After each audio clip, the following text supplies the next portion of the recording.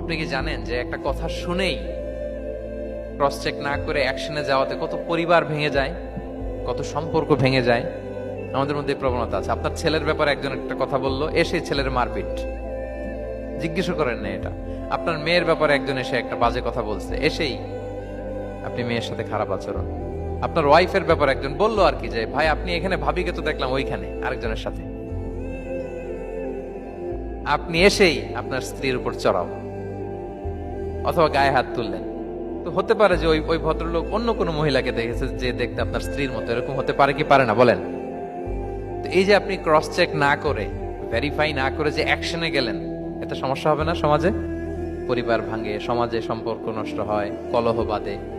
এই জন্য আল্লাহ তাআলা বলেন যে সোসাইটিটাকে যদি পিসফুল করতে চাও, ইদা জাআকুম ফাসিকুম বিনাবাইন ফাতাবায়ানু, নিউজ আসলেই বিশ্বাস করো না, you have to cross check.